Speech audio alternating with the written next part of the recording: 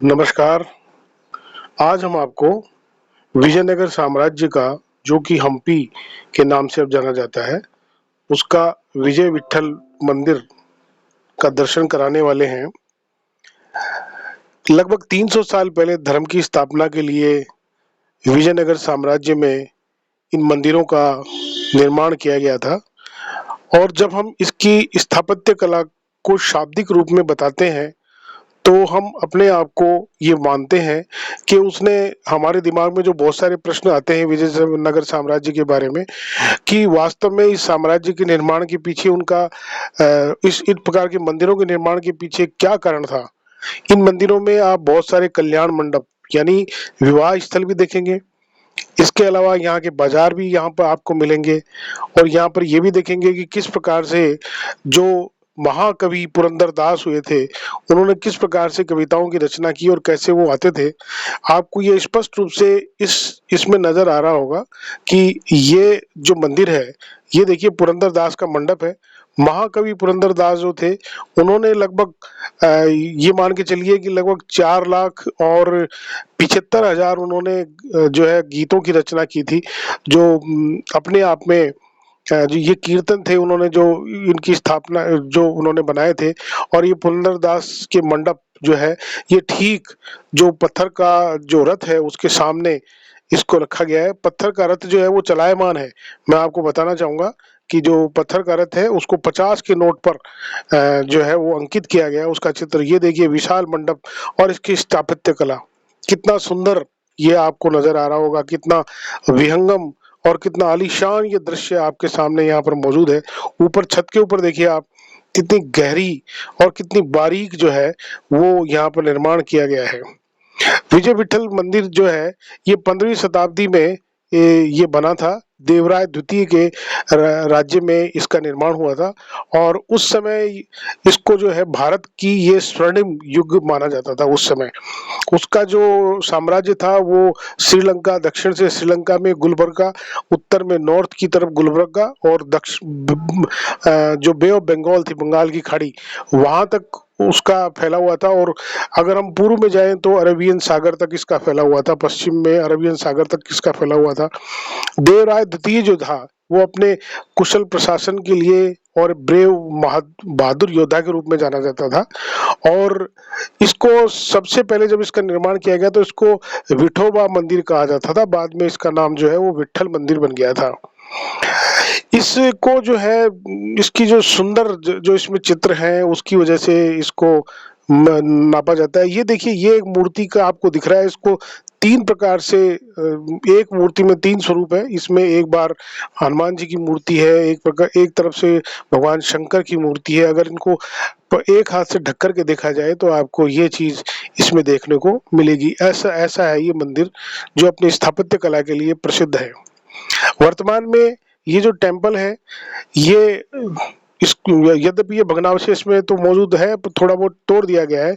जो इस्लामिक आक्रांता जो आए थे, उन्होंने इसको यहाँ पर तोड़ा था। परंतु यहाँ यहाँ का जो गोपुरम है वो ये देखिए, अब हम मंदिर की प्रदक्षिणा में चल रहे हैं। मंदिर की प्रदक्षिणा में जो यहाँ का जो आर्कियोलॉजी कल विभाग के द्वारा जो इसका संरक्षण किया गया है, वो देखने योग्य है। यद्यपि अंदर जो है वो बहुत अंधेरा है। ये देखिए कितना चौड़ा नाला उस समय कल्पना की गई थी, इसमें ये पानी भरा रहता था। और जो है भगवान को जो है इस प्रकार से लोग इसकी प्रदक्षिणा करते थे, इसमें मंदिर में जो होता था। यहाँ पर इसी मंदिर के जस्ट सामने अगर अपन देखेंगे तो जो पत्थर का जो रथ है, उसमें भगवान गरुड़ जो है वो, जो जिसको माना जाता है कि ये विष्णु भगवान का जो है उनको उनको यात्रा करवाने वाला उनका वाहक है। तो ये उस प्रकार से जो है इसके ऊपर विष्णु भगवान चढ़ कर के यात्रा किया करते थे। तो ये, और ये जो स्टोन चैरियट है, ये फंक्शनिंग है कार्य रूप में, परंतु वर्तमान में इसका फंक्शन रोक दिया गया है। और यहाँ पर देखिए, आपको जब अपन इस मंदिर के सामने से चलते हैं तो आपको बहुत सारे नृत्य मंडप भी दिखाई देंगे। ये नृत्य मंडप थे तो विभिन्न प्रकार के हरे नृत्य करने के लिए यहाँ पर दिखाते थे। कृष्णा देखिए, हम कृष्णा यहाँ पर कृष्णा पहुंच गए हरे हैं जहाँ पर हमने हरे थोड़ा राम सा एक हरे राम राम राम हरे हरे भगवान का ध्यान भी किया था और यहाँ पर एक कीर्तन में हमने पार्टिसिपेट किया, वो आपको यहाँ पे सुनने को मिलेगा। अब देखिए यहाँ पर ये है कि हर खंबा जो है उस खंबे की अपनी एक कहानी है। ये खंबे जो है जब अपन इनको बजाते हैं तो इनमें से अलग अलग प्रकार की ध्वनि निकलती है। इनको आप हाथ से बजाएंगे तो भी निकलेगी। इन पर विभिन्न प्रकार के देवी देवताओं की, नृत्य करती नर्तकियों की और नर्तकों की, पुरुष नर्तकों की भी मूर्तियां हैं। इसके ऊपर जो यक्ष है, गंधर्व है और इन सभी की मूर्तियां यहाँ पर आपको देखने को मिलेंगी। ये अपने आप में बहुत प्रसिद्ध है, बहुत आकर्षक लगता है। देखिए ये कुछ नई दीवारें भी आपको दिखाई दे रही होंगी इनके मध्य में। ये सभी नई दीवारें जो है इनको संरक्षित करने के लिए कि ये नीचे गिरे नहीं, इसलिए इनको रोकने के लिए ASI archaeological survey of India के द्वारा इनको बनाया गया है। ये देखिए यहाँ पर ये मूर्तियों की इतनी बारीक कलाकारी है कि देखते ही हमारा जो है अपने आप ही हमारा ध्यान इसकी ओर आकर्षित हो जाता है। कितना किस प्रकार से फूल पत्तियों का अलंकरण जो है, फूलों का, पत्तियों का और विभिन्न देवी देवताओं का आपको इसमें देखने को मिलता है। ये वास्तव में हर दर्शक का मन मोह लेती है। ये जो भी आपको इसमें जो नृत्य करते हुए दिखाई दे रहे हैं ये हमारे धर्म ग्रंथों से, हमारे उससे लेकर के इसमें बना है। ऐसा माना जाता था कि कृष्णदेव राय की पत्नी थी चिन्नम्मा। चिन्नम्मा जो थी वो यहाँ पर शादी करने के बाद में आ गई थी और जो है वो ये गोपुरम है जो अभी वर्तमान में है और ये पुरंदरदास का भजन मंडप आप इस समय देख रहे हैं। तो चिन्नम्मा को जो है नृत्य करने का शौक था और जो है उसके ही शौक को पूरा करने के लिए यद्यपि वो रानी थी परंतु वो अपने इस जो है डांसर का जो उनका भगवान के समक्ष नृत्य करने का जो उनका जो पैशन था उसको वो दबा ना सकी और राजा ने भी इसकी अनुज्ञा इनको दे दी थी। यहाँ पर आप देखेंगे तो विभिन्न प्रकार के जो मोती हैं उन छोटे छोटे मोतियों का भी यहाँ पर वर्णन आपको चित्रों के रूप में बताया गया है। ये इसका जो गोपुरम है देखो ईंटों में पत्थरों के साथ इनको किस प्रकार से जोड़ के बनाया गया है। ये यहाँ पर बैठ करके धार्मिक चर्चाएं, भजन कीर्तन और विभिन्न प्रकार की धार्मिक कथाओं का वाचन यहाँ पे होता था। जैसे कि मैंने आपको बताया कि पुरंदरदास जो यहाँ के कवि थे उन्होंने लगभग 4,75,000 गीतों की संरचना की थी और वो जो रचना थी उन रचनाओं को यहाँ पे गाया जाता था इन मंदिरों में बैठ करके। और ये जो मंदिर है ये बरबस ही आपका ध्यान अपनी ओर आकर्षित कर लेते हैं। आप चाह करके भी यद्यपि इनको देखने में आपको लगभग 3 से 4 घंटे लगते हैं परंतु हम अपने आप को रोक नहीं पाते हैं। इसकी इतनी शांति और नीरवता को देख करके हमारा मन यहाँ पर और अधिक रुकने को व्यक्त इच्छा होती है कि हम और थोड़ा समय इसको दें। यहाँ पर ये जो अभी आप इस समय ये जो देख रहे हैं ये विवाह स्थल वाले मंडप है। यहाँ पर पहले जो है विवाह संपन्न हुआ करते थे। ये देखिए एक छज्जा आपको दूर से दिखाई दे रहा होगा, हम थोड़ा सा और नजदीक से आपको इस छज्जे को दिखाते हैं। ये विवाह मंडप है। इनके पीछे ही आपको हम्पी के अंतरराष्ट्रीय बाजार भी दिखाई देंगे, उनकी कुछ झलक भी आपको दिखाई देगी। और ये जो है इसके चारों ओर 4 दरवाजे बने हुए हैं। ये 4 दरवाजे जो हैं वो अपने आप में बड़े ही आकर्षक है। ये देखिए एक पुराने मंदिर में हम जाते हैं और एक सिद्ध में ये सारे के सारे जो है इसके दरवाजे बने हुए हैं और ये यहाँ पर बैठ करके पूजा करने वाले, अर्चना करने वाले, भजन कीर्तन करने वाले बैठा करते थे। इन मंदिरों में कोई मूर्ति वर्तमान में है नहीं परंतु इनकी जो स्थापत्य कला है वो देखने योग्य है।